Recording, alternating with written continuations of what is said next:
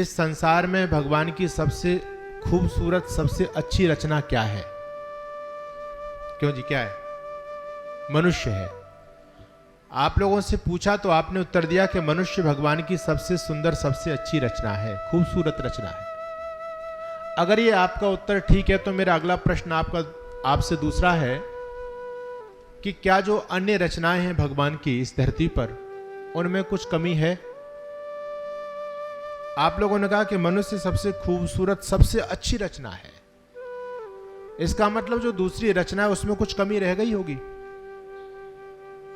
वेद भगवान कहते हैं पूर्णमदा पूर्णमिदं पूर्णात् पूर्णमुदच्यते पूर्णस्य पूर्णमादाय पूर्णमेवावशिष्यते।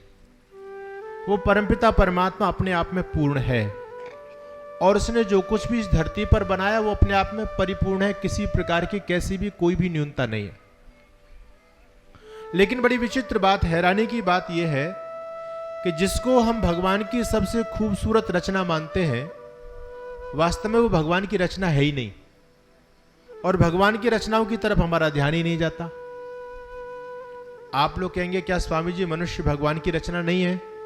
बिल्कुल ही नहीं है। मैं तो बिल्कुल मना करता हूं और प्रमाण आपके सामने देता हूं।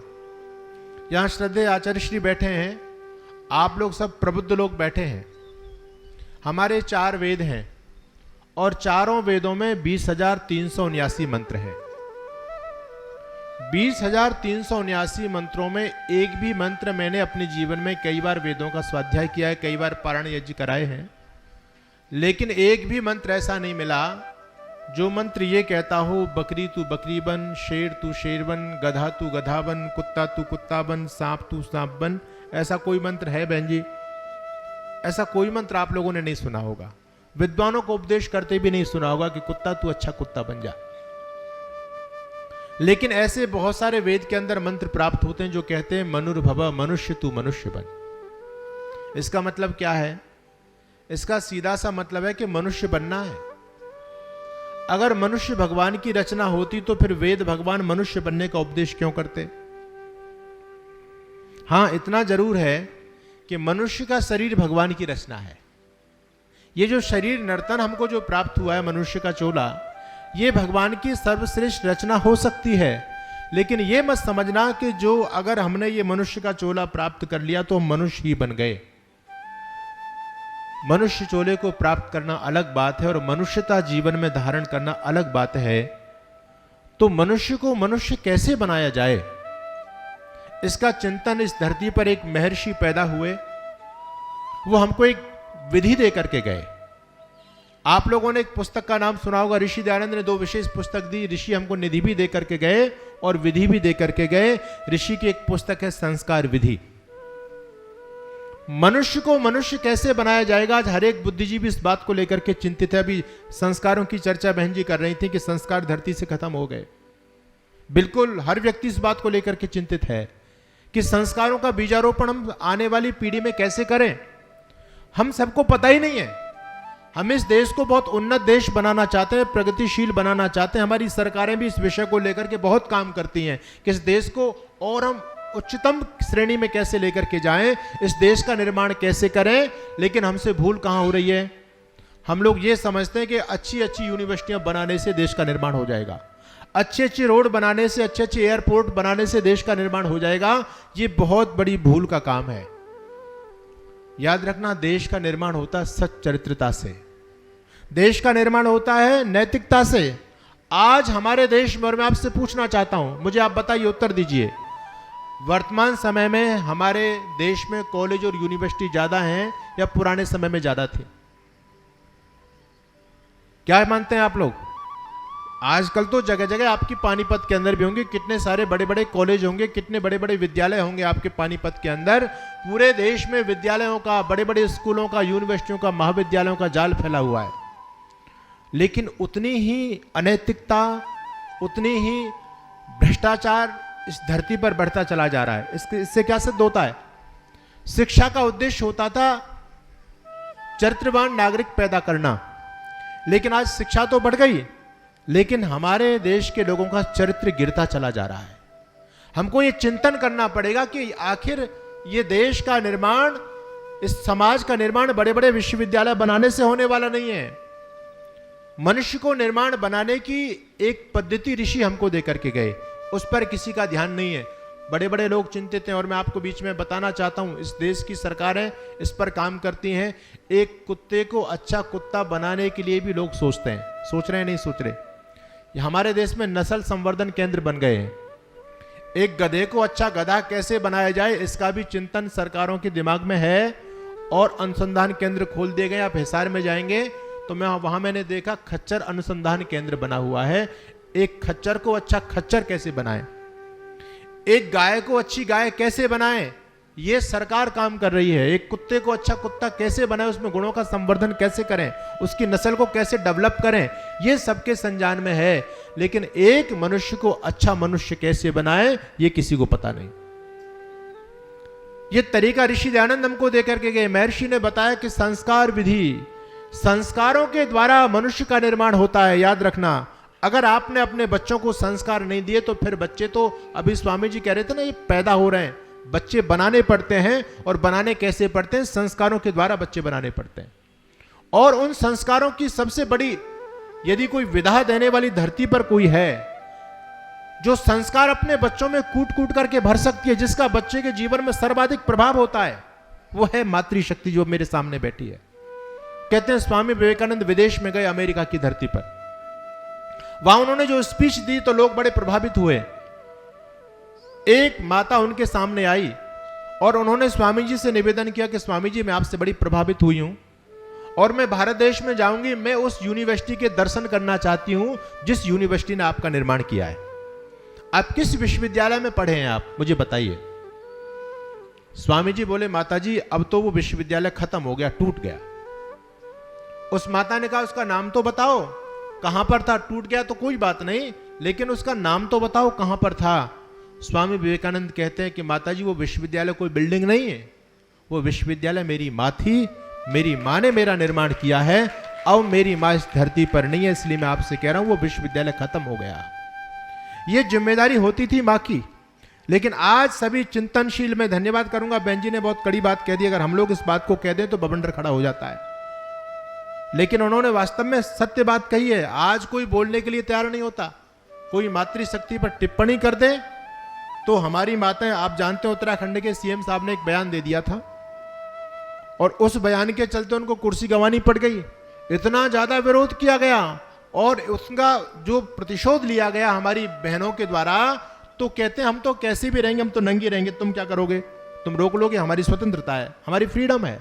इसको वो फ्रीडम मान रहे हैं। उनको पता नहीं कि तुम कहां जा रहे हो। भाई, चिंतन करने की आवश्यकता है। मैं आपके बीच में निवेदन कर रहा था, ऋषि दयानंद कहते हैं कि आप जैसी संतान बनाना चाहते हो, संतान वैसी बन सकती है, लेकिन आपको पुरुषार्थ करना पड़ेगा, आपको समय देना पड़ेगा, और वहां पर जाना पड़ेगा जहां से बच्चों में संस्कारों की शुरुआत की जाती है। आज स्थिति क्या है? बच्चा 15 साल का हो गया, 17 साल का हो गया, तो हमारे पास में लेकर के आते हैं और कहते हैं, महाराज जी, इस बच्चे को संभालो। मैंने कहा, अब तुम पर ही नहीं संभाल पाया, हम क्या संभालेंगे? बोले, क्या दिक्कत है? एक माता जी यही कहती, स्वामी जी मोबाइल नहीं छोड़ता, मोबाइल में चिपका रहता है, और यदि जबरदस्ती से मोबाइल ले लिया जाए तो खाना छोड़ देगा, गुस्सा करेगा, और ऐसा अजीब इसका व्यवहार हो जाता है। मैंने कहा, माता जी, इसको मोबाइल किसने दिया? हमने तो नहीं दिया। आपने तो दिया होगा मोबाइल इसको। तो आप मोहवशात अपने बच्चों को कैसे निर्माण करना, ये आप लोग भूल गए। और बच्चे जब बिगड़ जाते हैं तब आप गुरुओं के पास में जाते हो। अरे, सबसे बड़ी गुरु जिसका प्रभाव बच्चे के जीवन में सर्वाधिक होता है तो वो मातृशक्ति है, मां है। बच्चे की पहली गुरु कौन है? बच्चे की पहली गुरु है मां। आपकी वैदिक संस्कृति के अंदर आपका कितना बड़ा गौरव बताया गया है, कितना बड़ा स्थान बताया गया। आज तो हमारी मातृशक्ति पागल हो गई है।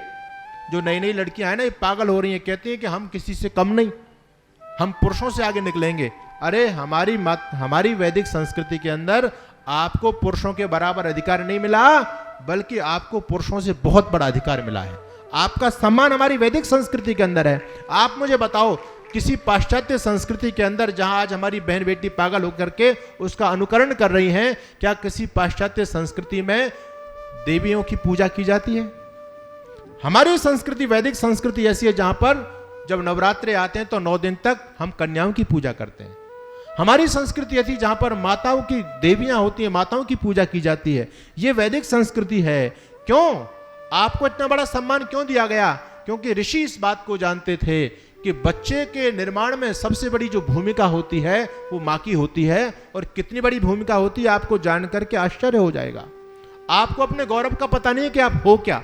आप अपने स्वभाव को भूल चुकी हो, आप अपने अस्तित्व को भूल चुकी हो। आज इस सम्मेलन को आयोजित करने का दायित्व यही है, कर्तव्य यही है कि आप अपने कर्तव्य को पहचाने कि हमारा कितना बड़ा कर्तव्य है और इस समाज के निर्माण में हमारी भूमिका कितनी बड़ी है।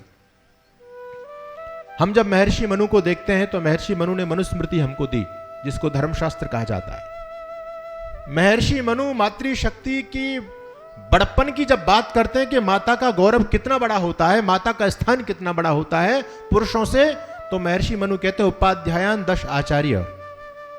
देखिए गौरव कीजिए कि वैदिक संस्कृति में आपको कितना बड़ा गौरवशाली स्थान प्राप्त हुआ है।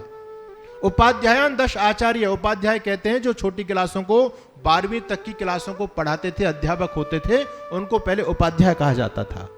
उपाध्यायान 10 आचार्य कहते हैं 10 उपाध्याय अध्यापकों के बराबर, 10 मास्टरों के बराबर एक आचार्य होता है। आचार्य उसको कहते हैं जो बड़ी क्लासों को पढ़ाते हैं, BA को पढ़ाते हैं। यानी क्या बताया? 10 अध्यापकों के बराबर एक आचार्य, यानी 10 अध्यापकों का जो प्रभाव पड़ेगा वो एक आचार्य का प्रभाव बच्चे के जीवन में पड़ जाता है। उपाध्यायान 10 आचार्य आचार्याणाम शतम पिता, और 100 आचार्यों के बराबर एक पिता का स्थान होता है। एक पिता यानी कितने मास्टर हो गए जी? बोलो, गणित लगाओ,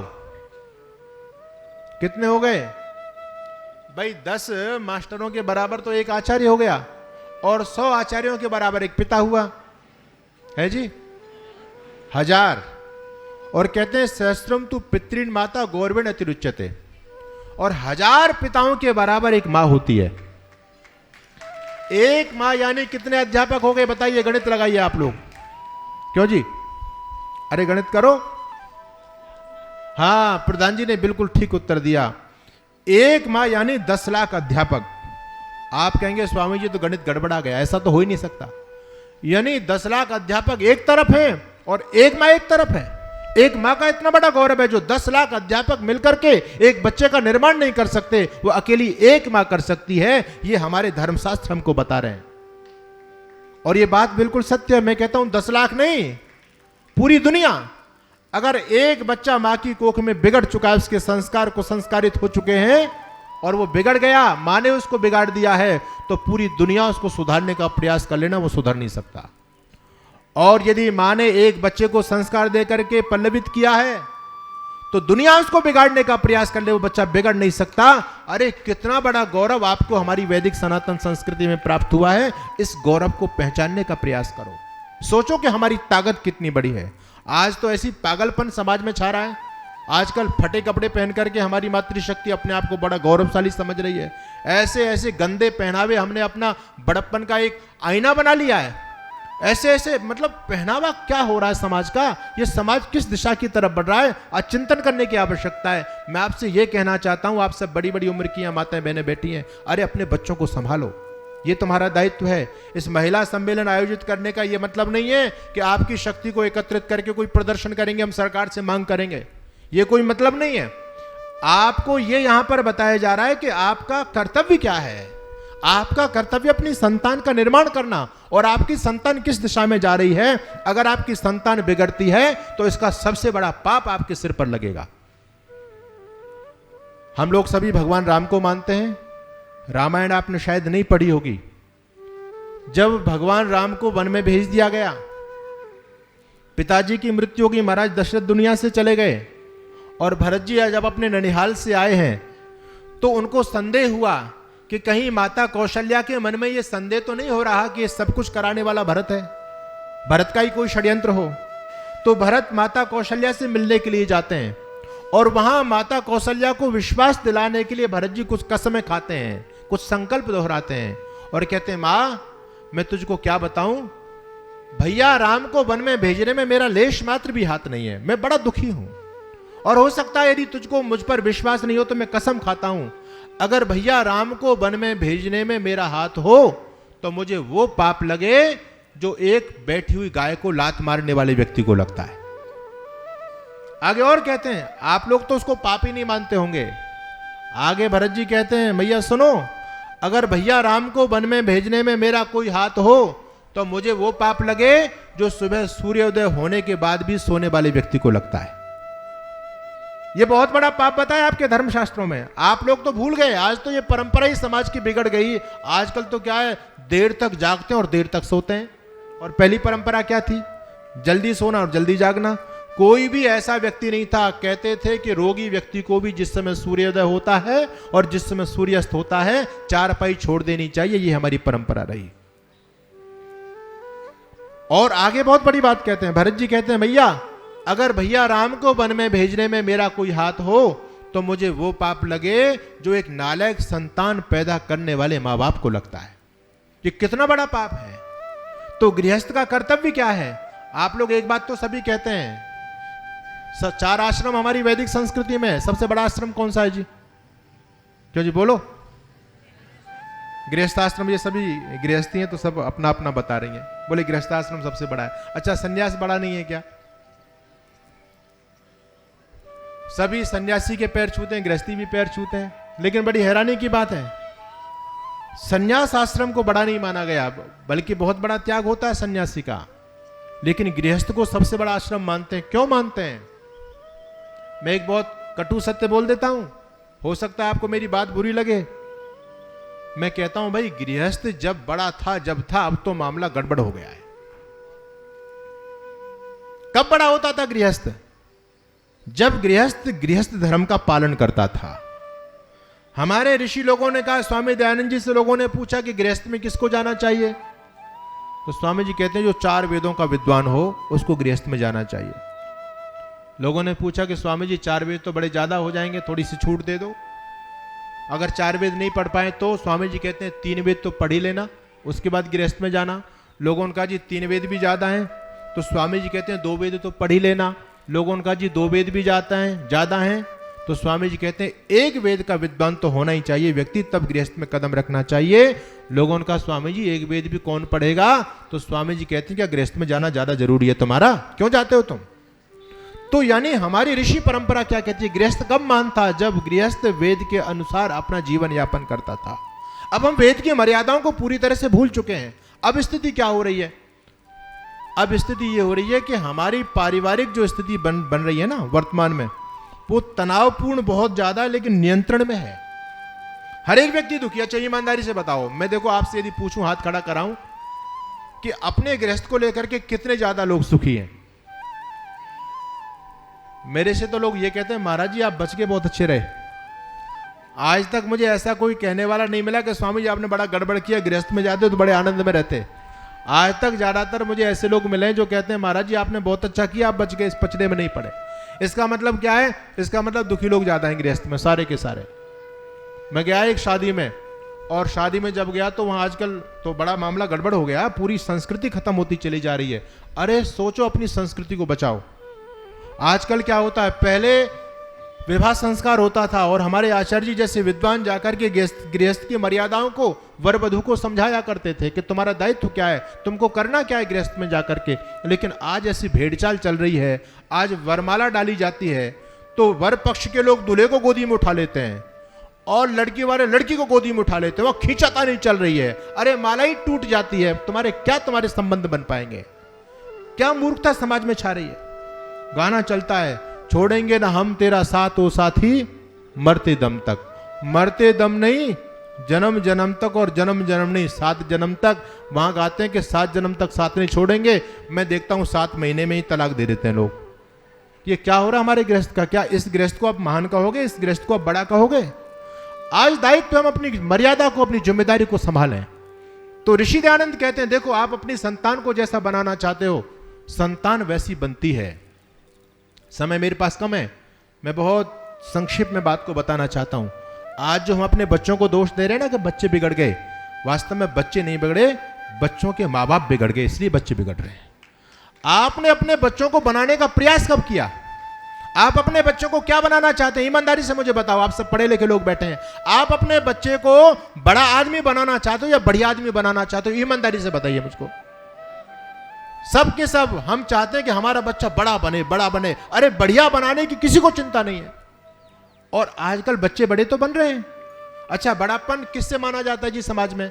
जिसके पास लंबी गाड़ी हो, आलीशान कोठी हो, है ना, बैंक बैलेंस जिसके पास में हो, तो वो कौन है? कहते हैं वो बड़ा आदमी है। तो अब मुझे बताओ, पुराने जो लोग होते थे उनके पास इतना धन होता था क्या? नहीं होता था। उनके पास कोई गाड़ियां होती थी? नहीं होती थी। उनके पास कोठियां होती थी? नहीं होती थी।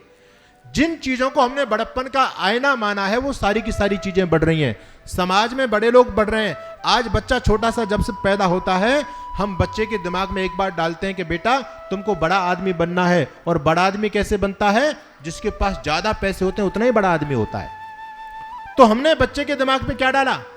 तुमको एक अच्छा डॉक्टर बनना है, और डॉक्टर ऐसा बनना है, बढ़िया स्पेशलिस्ट बनना है जिससे खूब पैसा कमा सको। अच्छा बताओ, आजकल के बच्चे डॉक्टर बनने या नहीं बन रहे?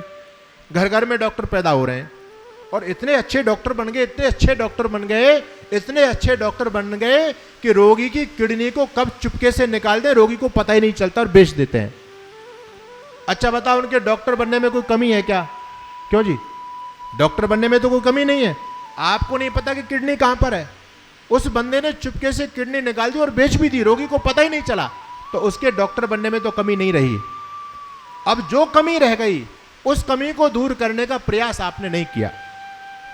आपने उसको एक अच्छा डॉक्टर बनाना चाहा, बच्चा मेहनत करके अच्छा डॉक्टर तो बन गया, और आपने कहा बेटे पैसा कमाना है, और वो फिर पैसा कमाने के लिए चाहे किसी की किडनी बेचे, चाहे किसी का गला काटे, चाहे किसी का पेट काटे, उसको तो पैसा कमाने का लक्ष्य आपने बचपन से दिया है। तो आजकल के बच्चे ज्यादातर इसी काम में लगे हुए हैं। बच्चे नहीं बिगड़े, आपने बच्चों को जो बनाना चाहा बच्चे वो बन गए।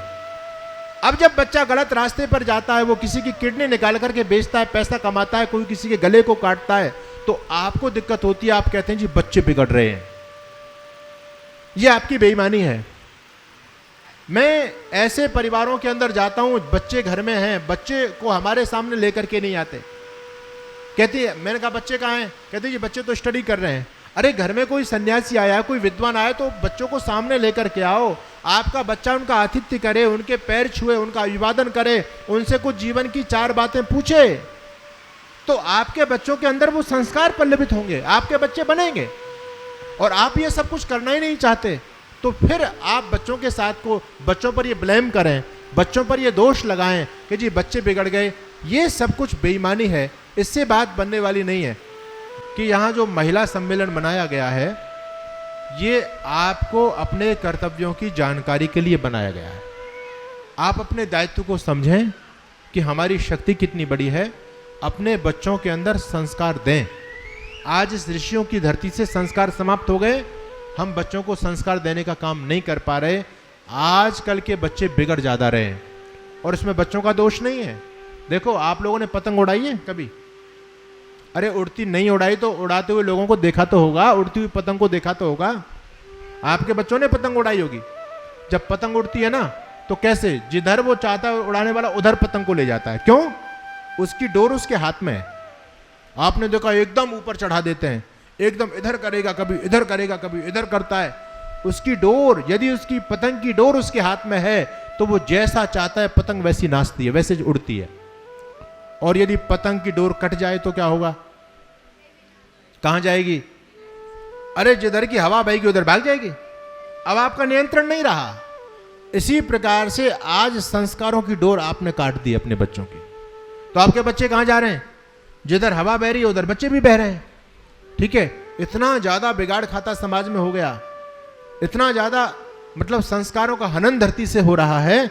इसको आप संभालिए। अगर आपके बच्चे बिगड़ेंगे तो सबसे बड़ा दोष और पाप और सबसे ज्यादा दुख आपको भोगना पड़ेगा। और यदि बच्चे बन गए तो सुख किसको होगा जी? बताओ। सबसे बड़ा सुख आपको मिलेगा। तो राष्ट्र और समाज के निर्माण की चिंता तो छोड़ दो, पहले आप अपनी चिंता कर लो। अगर बच्चे बन गए तो आपको सुख मिलेगा, और बच्चे बिगड़ गए तो आपको दुख मिलेगा।